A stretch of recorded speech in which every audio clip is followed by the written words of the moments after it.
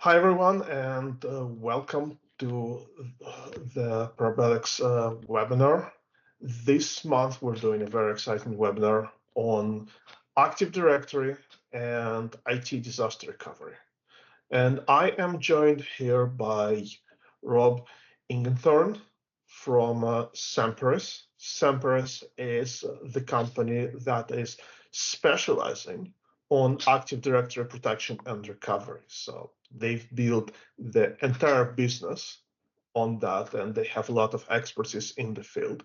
As well as I have on the line Linda Mitton, Parabelyx Governance, Risk and Compliance Head of Practice, and Eric Matthews, our Chief Technology Officer.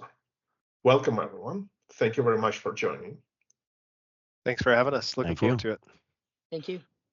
So I'm really excited about this because we've been talking to multiple customers.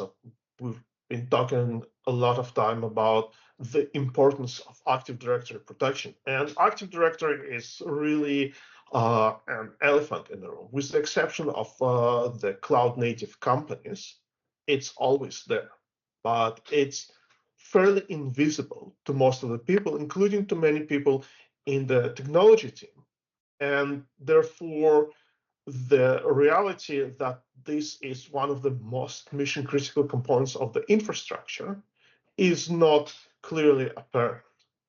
So I'm going to start by asking Linda this question, because you and your team have been working with both large and mature organizations, as well as some small organizations and startups, helping them with the IT disaster recovery planning and testing.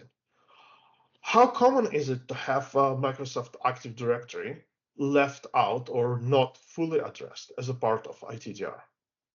It's actually fairly common. A lot of it stemmed from before, when people didn't consider it very recoverable. So the people didn't back it up correctly. They didn't put the processes in place that were necessary to make sure that they had captured all their policies, etc. So it almost became a rule, and I actually had someone repeat it to me recently, which is like, yeah, you don't back up Active Directory, right? It's not part of the structure. So so that was one of the issues. And then the other issue is that a lot of times, a lot of the DR plan is focused on the various applications within the company, like what they consider to be mission critical business applications. And they forget that Active Directory is a lot of times the way to get to all of those applications. It manages the single sign-on, etc. So yeah, that's the big things that we're seeing out there. Thank you, Linda. Rob, do you see same thing as Semperis works with different companies worldwide? Yeah, there's even with people having expertise with Active Directory to a certain extent, I think there's still a lack of some experience with dealing with disasters, being hit by stuff, and when it comes down to having some kind of a problem, there aren't a lot of plans in place of what to do with that, or what tooling's available, or how to use those tools that you may or may not have. And the hybrid environment adds to the complexity and difficulties of recovering things quickly. So let me ask you a question. And you are one of the most experienced people I've met when it comes to Active Directory. And obviously you have more than 20 years of experience with that, multiple versions, multiple organizations.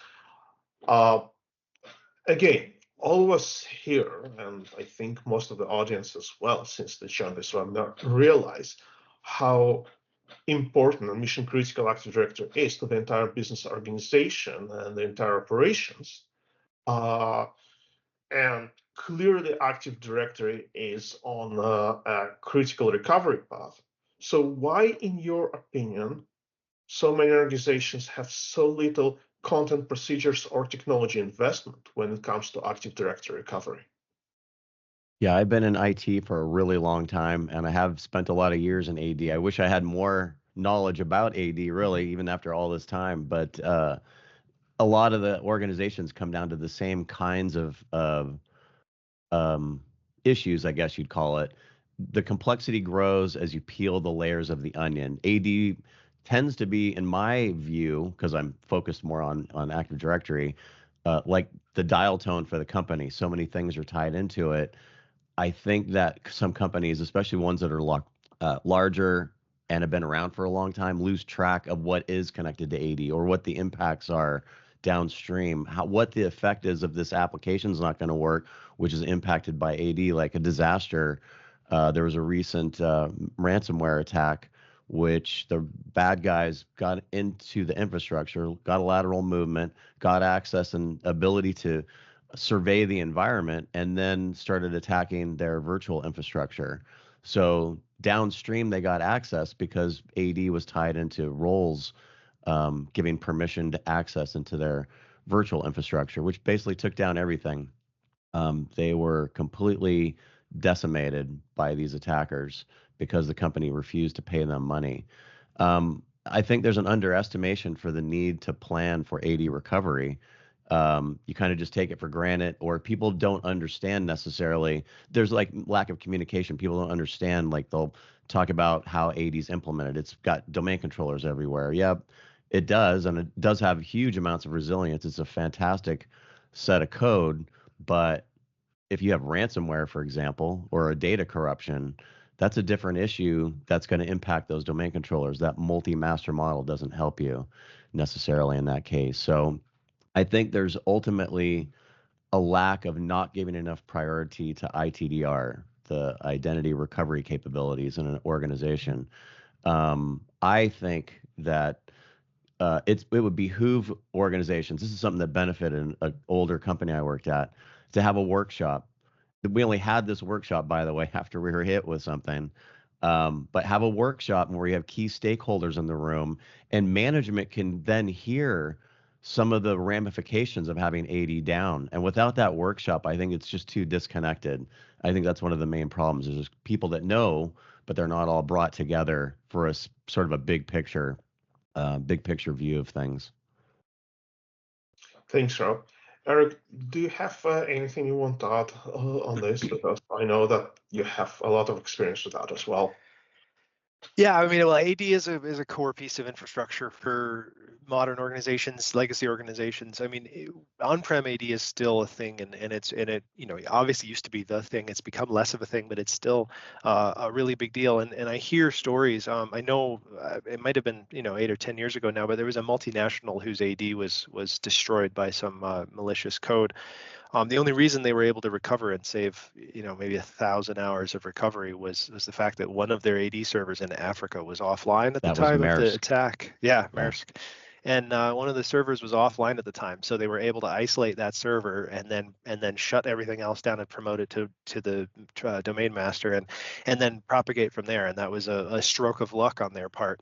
If that one server in Africa had been online at the time, they would have had to completely rebuild their AD from scratch, and that's not recoverable for a lot of smaller companies. That might be a business ending a challenge, or at least a year-ending challenge in terms of profitability. You're going to shut down your business for weeks to recover, an AD server. That's pretty stark.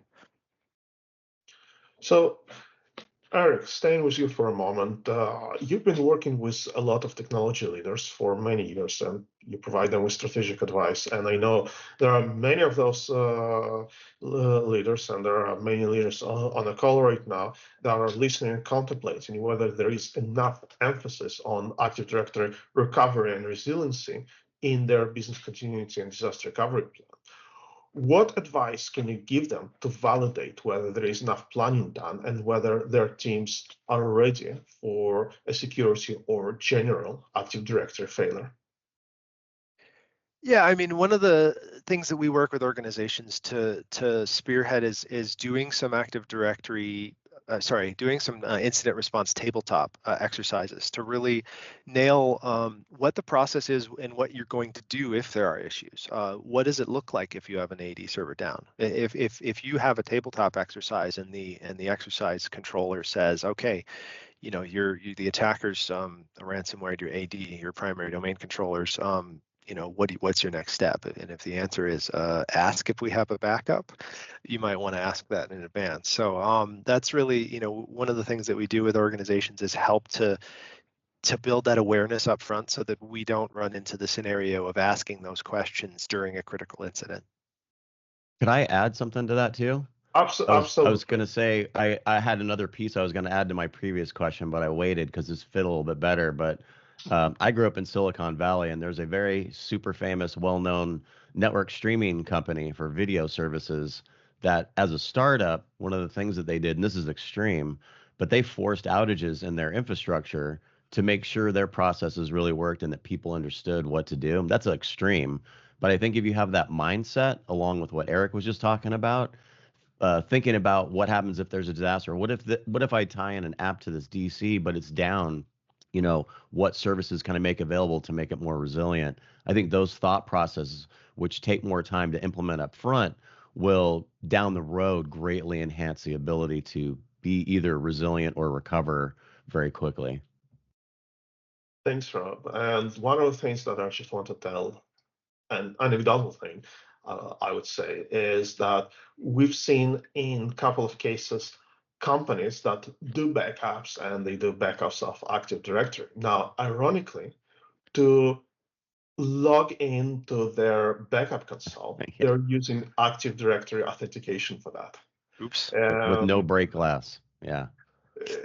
It's one of those things where your Active Directory corruption or, God forbid, security incident is going to turn into catch-21. You need to authenticate into AD to recover, and you need to restore AD to authenticate into the AD. Sorry, Linda, can you please comment on your end from the process perspective, because I know that you have a lot to say in that regard. Yeah, so a lot of it is you really do need to test, and everybody is no, like, you can't test because it'll interfere with the current implementation, et cetera, et cetera. Well, the advantage of having a lot of cloud pieces and components now and stuff like that is you can actually spin up a section within a cloud wherever it is, um, and test your resource so it's completely isolated from your current environment, and to test to see if you at least have the pieces there that you're going to need to do it. And when you do that, when you actually go to see if you can maybe not even restore, but get to the point where you could, okay, I could put this back on, it's exactly, that's when you run into the things that you just talked about, Alex, where you go, oh, wait a minute, I can't get to it because I need to authenticate to what is now effectively not available to authenticate to, right? So those are the sorts of things when you start going through the plan, even if you get to the point of like I said, not necessarily restoring it, but trying to, and then those are when all those little gotchas come out, and you realize that you're not ready for them. So we really encourage people to go through and step through, and what would they actually do to restore it, and once you go through that, that's all the little gotchas tend to pop out. Thanks, Linda. And question for you. So, typically, business continuous disaster recovery planning is driven by a couple of factors. Your operational risk, obviously, and in many cases, regulatory compliance that is nowadays combined with insurability. So, can you please tell us how regulatory compliance and insurability drives the creation and maintenance of ITDR? And more importantly, even, how the ability to recover Active Directory fast and efficiently reduces the compliance and insurability risks? Yeah, so a lot of it's what Rob mentioned, and you have yourself, because it's the central piece that a lot of times requires, it's well, it is your identity and access management. So typically without it, you can't get to anything, you can't bring it up. So it's going to take you a long time to do it. A lot of these have become regulatory requirements because of outages of you know things where companies have either gone out of business, nearly gone out of business, had lucky breaks, like the company that their Active Directory server in Africa happened to be offline. So this is how regulations get built and put out. And then of course insurability, I can go, yeah, okay, I'm not going to accept the risk. I'm going to pass it on. And the insurance companies are like, hold on, wait a second. You're doing a lousy job at this, and so you expect me to foot the bill for it? No, I don't think so, right? So a lot more insurance companies are taking that approach, which is, yeah, you're not shifting your bad practices and expecting us to pay for it over to us. Thanks. And Rob, I know that you are in United States, so you probably see even more of that than we do here in Canada, especially with some state-based legislations, like, for example, things that are coming out right now in New York with their legislation. Can you tell us what do you see, and how the US organizations are trying to address those compliance and insurability requirements for the Active Directory recovery? Yeah, I think Linda made a couple of great points that some companies are trying to kick the can down the road. And if they're gonna try getting insurance, I'm hoping too that this is the case. But some of the insurance companies are definitely holding their feet to the fire. I think one of the biggest things I've heard personally, and I don't hear about the insurance stuff a ton, but provability, actually showing that you can do a recovery, not just saying, yeah, we got this set of steps over here and we are sure that we can recover it. That's one of the things that our company touts with what we have in our product suite is the ability to show a process. And that's something that's difficult to do when you're doing it manually. A company that I used to work at had a set of steps. We at least went through the exercise, but it was all manual. It would have taken us days to recover, and that would translate to millions of dollars per day, a huge amount of money, assuming a full outage of 80 everywhere. The problem is that some companies, like another one I used to work at, defer the risk. They hope and keep their fingers crossed that they're not going to be impacted. And certain regulations, if you're not bound by certain regulations, then it's easier to do that. But depending on who you're working with, what government agencies, for example, you may have to prove that you can recover and show more capability, more competence in being able to recover. So I think that in the US, it's probably the same everywhere. Unless you're forced to do it, some companies don't because they don't want to invest the expense, or the other problem is limited staff or limited expertise or a combination thereof. If they've only got one real AD guy, by real, I mean a guy who knows the ins and outs, and they got like two junior admins, they're probably dealing with tickets all the time, operational issues. They're not dealing with DR planning. And I think that's a huge underestimation of the importance of AD and ITDR. Thanks, Rob. And I really like what you said about probability, because when it comes to internal or external audit, if you have a manual testing, it's much harder to prove that you're actually doing it and you have the results, versus when you have something like Semperis directory recovery solution. This is where you can demonstrate that you can recover really in a matter of minutes or hours, and you don't need It's to repeatable. have additional documentation. It's all traceable. It's all there for the auditors to see. Yeah. Eric, do you have anything you want to add as well on this subject? Oh, I mean, insurability is something you mentioned, and it's something that we're interested in as an organization, and I think as an industry should be more involved in. A lot of insurance organizations have gone off on their own trying to develop metrics for their insurability, and I think they miss a lot of important facts. And there's a maturing process in the insurance industry right now on getting some consistency in assessment of organizations for their IT security baselines. That is going to include IT disaster recovery, even if it doesn't. And every insurance company seems to be different right now, and they send out a different set of surveys and they have a different set of requirements depending on who's underwriting them. And that inconsistency, I think, is driving costs in the cyber insurance industry and making cyber insurance difficult to price and expensive. And I think we've seen a dramatic increase in the price of cyber insurance. I think that a consistent model for for developing risk ratings for organizations is going to be coming, and it's going to include IT disaster recovery, and that's going to have a special focus on identity, especially customer identity, but also employee identity. Those are things that are going to be a hot topic in the next few years, I think. Thanks.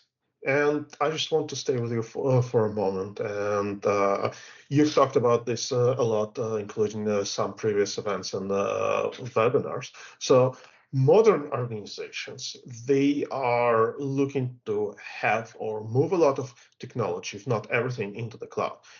In fact, I believe organizations that came to be after kind of like 2015-ish mark, they may not have any on-premise technology footprint outside of laptops, printers, and some network routers or Wi-Fi access points.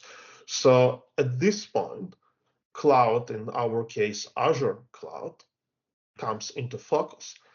And many organizations now have the hybrid IT. So how does the hybrid Active Directory that includes Azure Active Directory architecture, or even some cloud native Azure Active Directory based deployments, change the recovery strategy? Yeah, well, there's two different kinds of recovery in Active Directory, and I think it's important to distinguish them. One of them is a full recovery of the entire database. For example, your servers are all ransomwared in the sense that they've been, drive encrypted and have been completely destroyed. That's one kind of recovery. Active Directory and authentication systems have another kind of recovery that's more of an account-based or a privilege-based recovery. If you had, for example, 20 accounts wiped, or you had, a targeted attack that reset the passwords on 100 accounts, you may be able to recover those on an account-based or on a single entity-based case, and that's really what I think Semperis, who's our guest here, is really good at. But getting back to the hybrid AD, it's important to recognize that a hybrid AD is really just an on-prem AD with an additional replicator, and so it doesn't change a lot in terms of the need to do, especially those account and object-based backups and recovery capabilities. But then when you go to pure native Azure AD, your approach is a little different. There's some slightly different tooling involved in a completely cloud-native Azure AD, so it still has the same challenges, although a complete outage of Azure is hopefully less likely. You still have the object-based risks, and you still have the access controls that you need to be able to control. So I'm sure Rob has more to add to that, but that there's a couple different things there that we're seeing, and it really does differ. Hybrid AD is much more like still having an on-prem with an additional replicator, but then you have Azure AD with a totally different requirement set. Yeah, I mean, just to add on to that, it's a totally different directory structure. It's got different vulnerability paths. And even if you listen to the news in the last couple of weeks, Microsoft even gets hit by outages, which are sometimes self-inflicted. Sometimes, they could be attacked because of vulnerabilities or openings or whatever.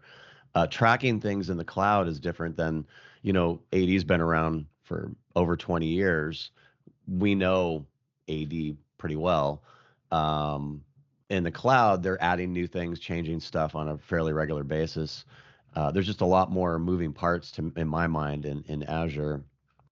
So different processes and account lifecycle management. There are some features of Azure that are much better than what's native to AD, like PIM for, um, you know, in time requests for different permissions, raise security levels, so you don't have to have standing permissions all the time, like with a domain admin and a secondary account.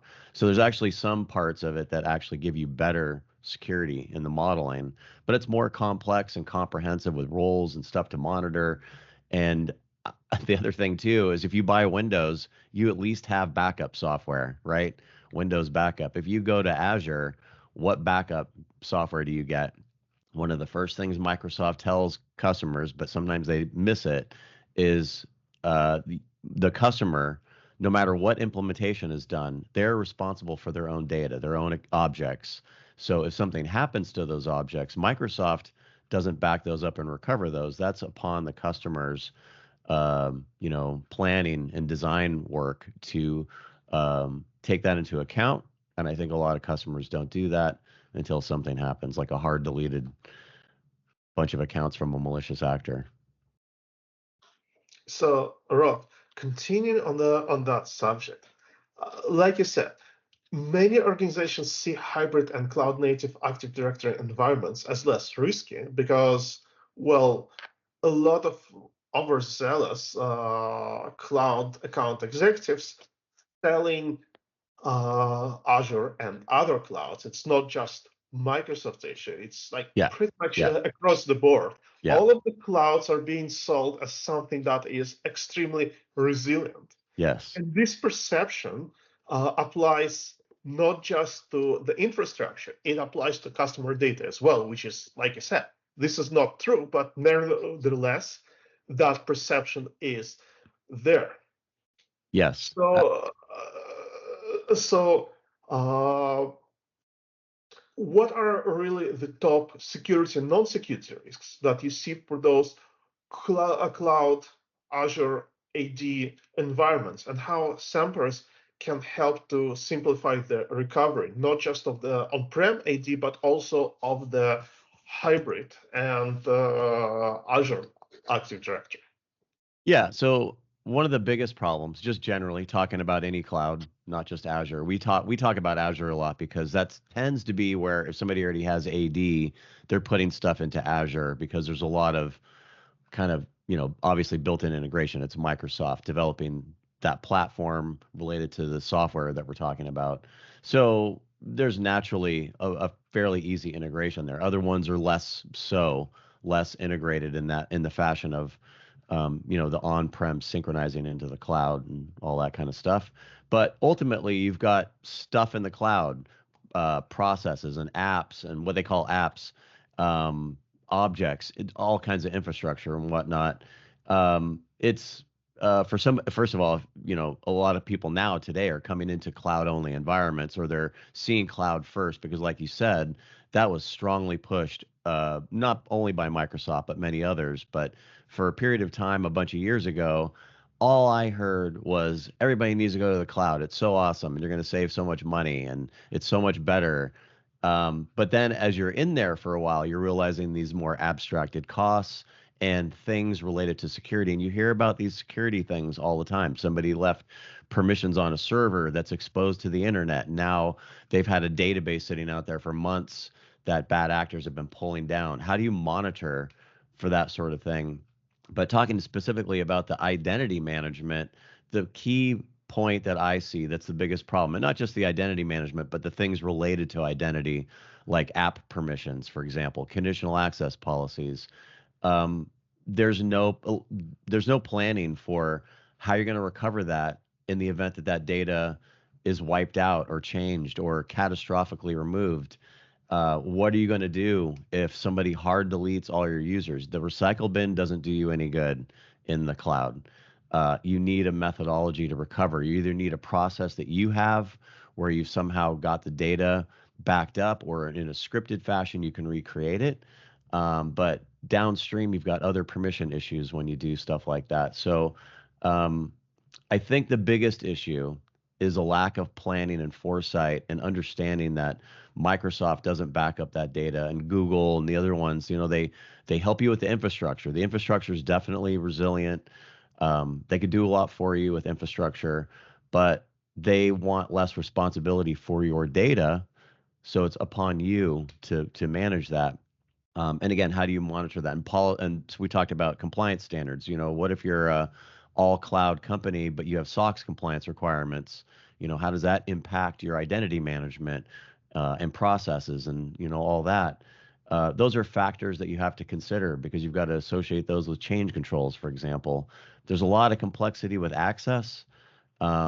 There's other problematic areas of Azure with inconsistent feature availability, like PIM alerts don't have an API, so you have to use the regular view in the portal to see view PIM alerts. At least that was the case the last time I looked at that.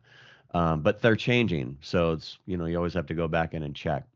I think ultimately you need ability to recover. One of the products that we offer is an ability to recover, for example, hard deleted user accounts and groups and conditional access policies and that, which can save tremendous amounts of time in the event of a disaster. So tied with your ability to recover on-prem AD, even recovering on-prem AD doesn't give you back everything you had in the cloud because you're not syncing things like conditional access policies or apps and app permissions and all that kind of stuff. That's cloud only.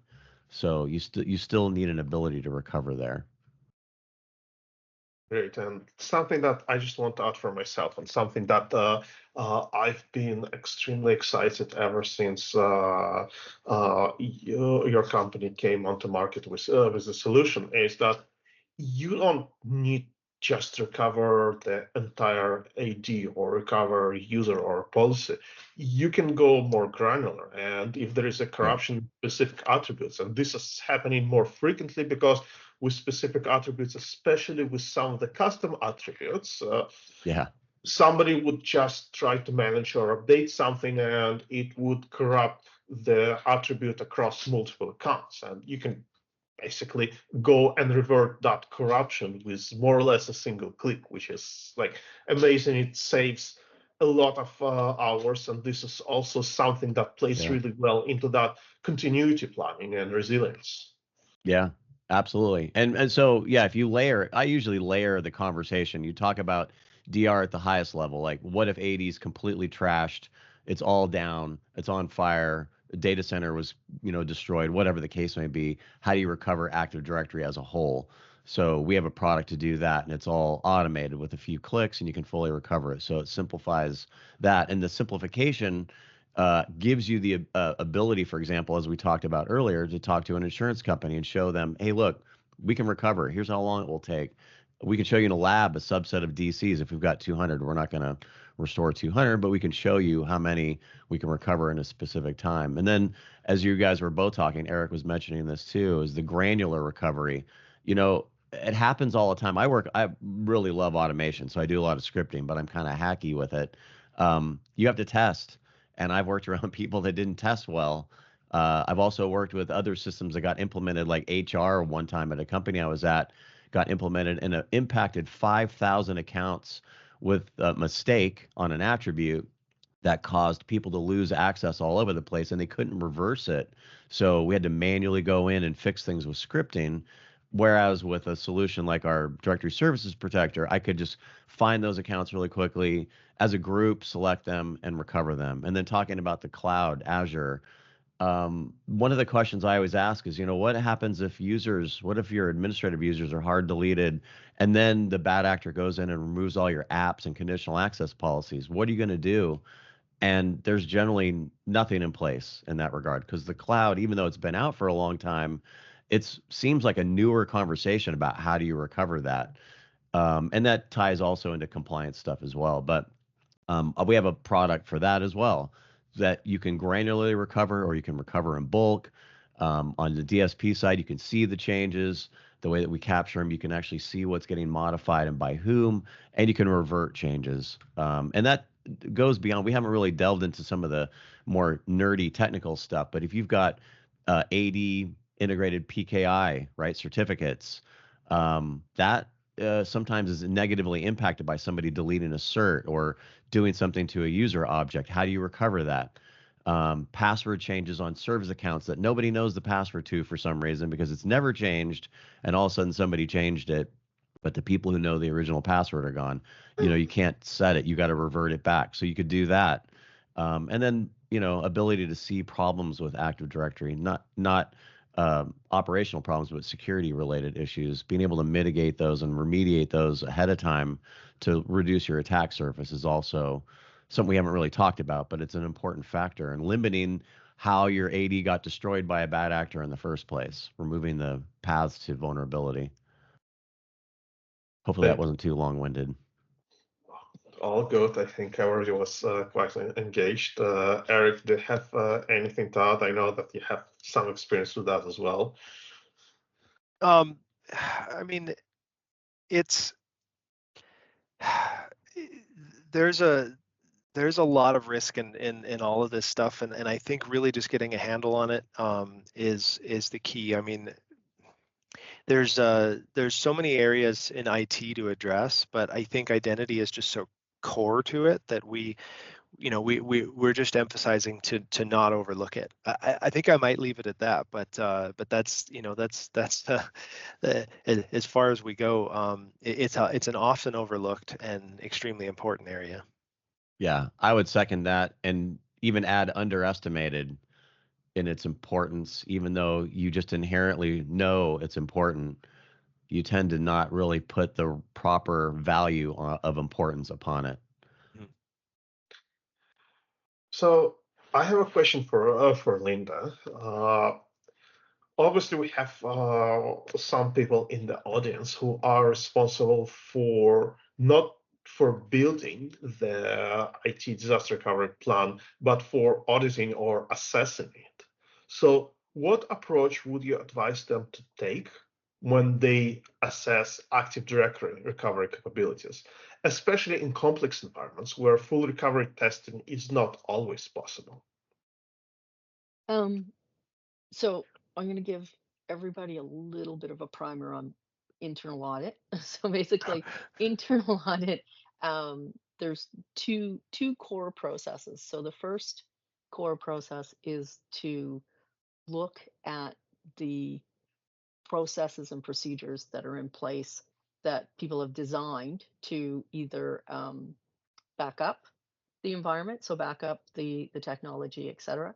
And then the next, to confirm that's comprehensive with regard to the process to back everything up.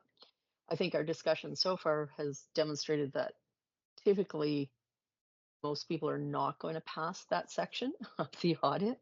So that comes back down to then helping them devise a strategy to make sure that that happens, that they have a comprehensive way to back up everything, and then becomes the comprehensive process to restore. So those two are separated. So the ability to capture everything and make sure everything is captured is one part, and then the ability to recover all those pieces is another. And that's what Rob was talking about with regard to their tools, et cetera, and them taking on this activity, because it's been such an issue with regard to Active Directory, making sure those are both happening. When you come back to testing it, that's when you have to break it down. That's when you have to break it down by if it's a significantly large organization, do they have one for us? Do they have two for us? Like what's some of them have separate. How many domains are within a forest? It becomes complex. So it really does require an assessment of all of the pieces and how they're going to mash together. And we've seen this with mergers, right? So Rob can tell you, when organizations start to merge, this is why you end up with two forests, because they're like, somebody all of a sudden takes a step back and goes, no, right? So there's all these weird things that get into place where it really, in a lot of cases with internal audit, they should be driving the whole process of because ultimately audit is responsible for confirming that people are applying with regulations, that they're doing all the things that they should be doing. And and internal audit has the ear of the external auditors, they have the ear of the board, so they have a lot more leverage, ironically, than a lot of times the CISO or the CIO does with regard to managing Active Directory and making sure that it's there. And for CIOs and CISOs who view internal audit as the enemy, they really shouldn't. They should take advantage of them. They should take advantage of that and use them to leverage the board of directors, and get some real focus on this, and make sure that they have a good, strong recovery strategy and they can recover. I know that I'm kind of off topic a little bit there, but the expectation that they'll ever get to they've been able to test it is, for most organizations, But unless, like I said, unless they have a good tool in place, it's not going to likely fly. They're not going to pass the I audit. think you also touched on an area that is sort of a pet peeve for me is companies will have policies written for account management.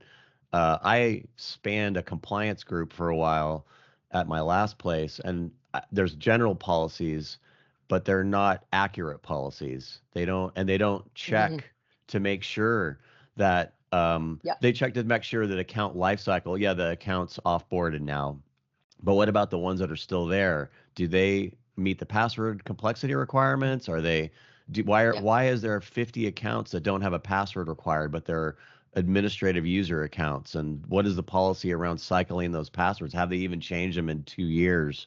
And they should be changed every 180 days.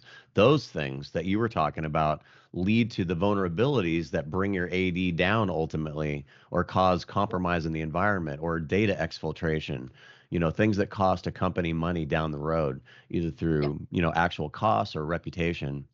Yeah. I think it's ignored a lot. I would bring it to the fore by creating reports, but there's not people that are kind of annoying like me in every company that will do stuff like that. They just assume it's all good, Well, Except for and internal audit. except yeah. for internal Well, audit, if you have that. and Yeah. yeah, and a lot of times the internal auditors are um not people what I call brought up through technology. Yes. So Yes. so They the don't issue know. becomes that they're um so I always, I always tell people are like, oh, there's security controls. I'm like, they're operations controls. Oh, there's Yeah. security controls. They're operations controls. So because like you said, when you don't go through and you don't manage your environment, your operations, don't manage all of these things, you find out really fast why they're operational controls. They're not security controls. Yeah. Because you know people have admin authority on their account. They don't realize it because they've asked for it at some point. You forgot to take it away from them. And next thing you know, they're rampaging through the environment, deleting stuff, not intentionally. And then they're Yeah. complaining that it's not working. Right. So it's always weird things and nobody can ever track it down. Right. Because, you know, How do you see those things happening in AD? exactly. Exactly. Yeah. And We have a tool for that. I know. Actually, Thanks. I think we want to mention this one of those tools because Semperis has a wonderful free tool called Purple Knight. Yeah. Mm, And I think if auditors had access to that tool and would use it occasionally, the world Yes. would be a better place. And Yes. that's a free tool that yeah. everybody can go to purpleknight.com and download this tool. And we're going to post the link to the tool once we post the recording of this webinar into the comments so everybody can access it, because I've used that tool. I know lots of people that use this tool. It's amazing the amount of information that you can get from this tool for free when you're testing Active Directory controls. Uh, it's just an amazing tool, and this Yeah. is a huge contribution that Semperis made to the security and general IT community. It is a tremendous tool for how easy it is to run and the fact it's free. And I should say too, I've only been with Semperis for about 2.5 years. I was on the customer side, and I, before I worked at Semperis, I was an advocate for their products and seeing stuff like Purple Knight. It was really amazing. one of the things too is that even if you run that, it kind of comes circling back. Like, do you have the expertise to understand some of those things, and how do you address them, and how do you attack that? And if compliance stuff is in place, like where do these things here fit in versus these other indicators that might have been triggered? But to your point, the amount of expertise and technology that has gone into that very simple to run tool with the amount of actionable information it gives you is astounding. And that is just a piece that's actually came from our directory services protector product, because it has a security posture overview page.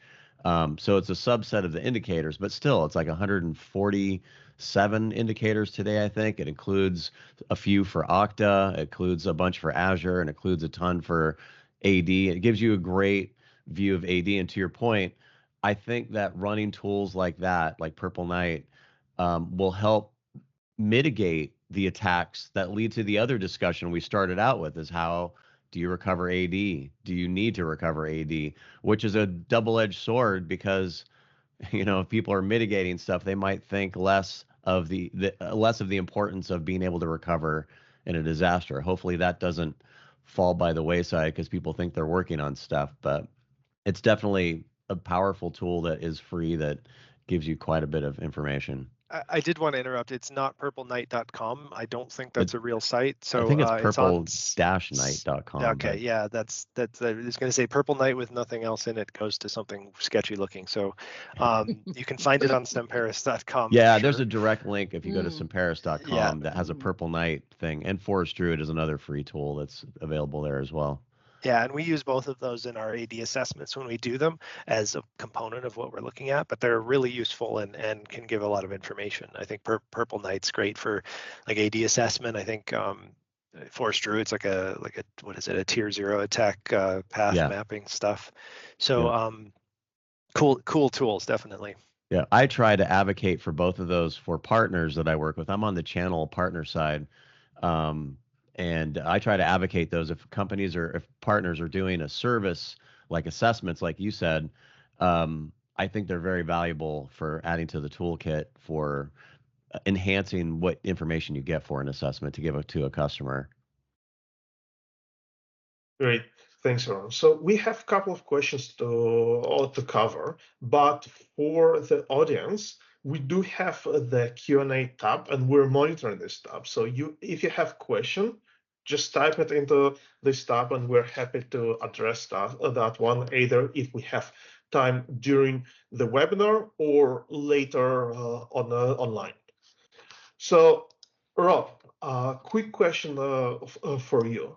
Obviously, you have some superstar users that are using Semperis products for many things. So how do those superstar users typically use Semperis products to test the Active Directory recovery? And how do they use those tools to simplify that recovery? Yeah, so one of the things that we do, I was on the enterprise side first before the partner channel side. And one of the things that we would do typically for a POC, for example, is sometimes the customer didn't have a lab. So we would do a production data backup and then go to a lab. We're effectively doing exactly what you're talking about, where we would show right up front the customer, we're taking your production data. We know you have 25 DCs, but you don't need 25 in a lab. You only need 2 or 3, or whatever number of domains you have, at least 1 or 2 per domain, one or 2 DCs. And we would take that production data and spin up a lab based on that production data. And that is the same process you would use, for example, talking about the cyber insurance. To prove how long it would take to recover, we would take a production data copy, go to a lab. ADFR is very portable.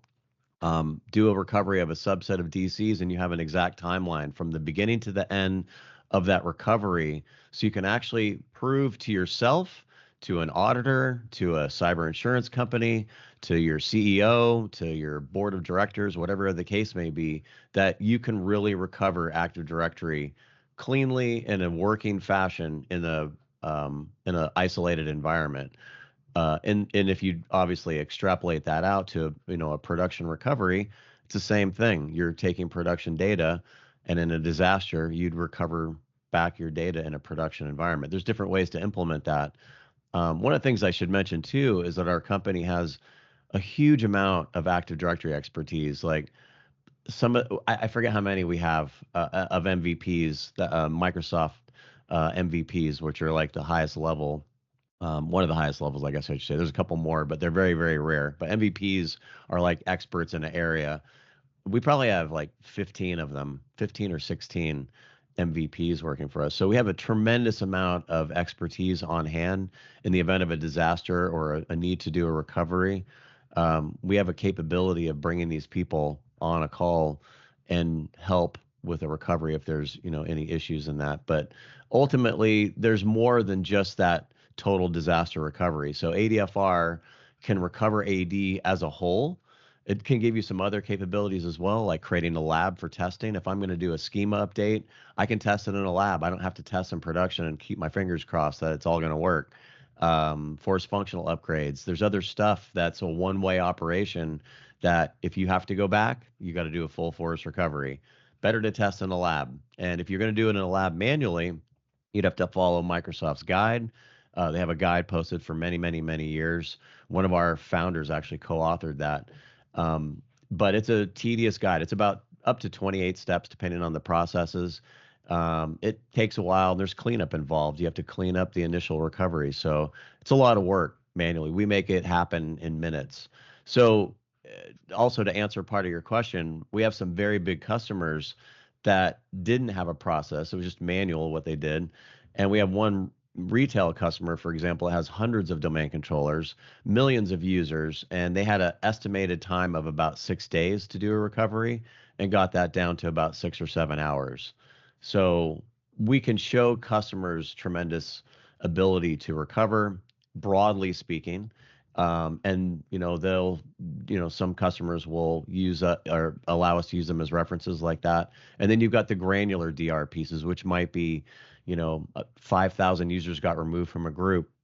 The recycle bin doesn't help you there again with AD. The only way to recover that is you either manually do it, create a script, or if you have a tool like ours in place, you'd basically just check some boxes and click undo, and it reverts everything back to a previous state. So what I've heard CISOs like is mean time to recovery.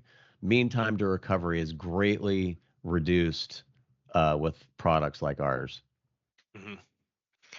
And I just want to emphasize, we love Semperis. We work with them regularly. But honestly, the part of this conversation is just the general practice. We do tabletop disaster recovery exercises. Linda's team runs those, and those are key to understanding where you have gaps. Might be AD. As one of the components, but there is a lot to ITDR and really understanding that it's a complex area. AD and authentication is an important piece, but not the only piece of it. So there's definitely a question there to understand, an open question for CISOs and IT directors to understand where they have gaps and whether what the highest risks are. And in a lot of cases that may be AD. In other cases it won't be. But we're happy to work with organizations on that process to really identify the best tool. And while we have Semperis and other guests on, we do preach that that our company isn't about selling products first. We're about being that partner with customers and making sure that we help you understand your needs, and then finding the best in class solutions for those, which can be might be policy creation, but it might also be tools like Semperis. Yeah, I think your services I'm sorry, I was going to say, I think that your services for identifying those gaps is a huge benefit. That's something I see a lot of companies just not doing, especially smaller ones, because they just don't put the money forth for doing that. But that's counterproductive if they have some issue, because addressing those, and by smaller, I mean, maybe hundreds and hundreds of users, it's a very valuable service. And not every tool fits every company's need, but having something in place, at least understanding, I think the understanding of that can change how the leadership addresses those things when the IT guys come up and say, hey, we need this capability if something happens. And it falls on deaf ears if nobody's done any analysis of that. The interesting thing when we did a tabletop, we did an incident response tabletop with a client, and as we were going through the incident response, part of that was um, they would need to recover sections of different. Speaking to Eric's point about different pieces, and as they went through this, the incident response, because we had pushed it a little bit further for them, they were a little bit more mature organization. They realized that their recovery with regard not to Active Directory, but in general, the synchronization between applications and systems, et cetera, was going to be a challenge for them. So they needed to look at that strategy. And I just like to Eric's point, which is ITDR as a solution. There's different components that you really do need to consider. And one of the things that we've been seeing, and this is what I said with regard to Active Directory, is the services that IT itself provides to clients. So they don't understand that they're a service organization into their organization, and what are the services that they provide that they need to have up and running to make sure that and this is where Active Directory comes in, but there's other services that they provide as well that they need to make sure that are up and running so that the organization can continue to do business because it's automated, right? Yeah. Perfect. I think we are at the end of the hour, and I want to thank all of the participants for being here. And thank you very much, Rob, Linda, Eric, for joining us for this webinar.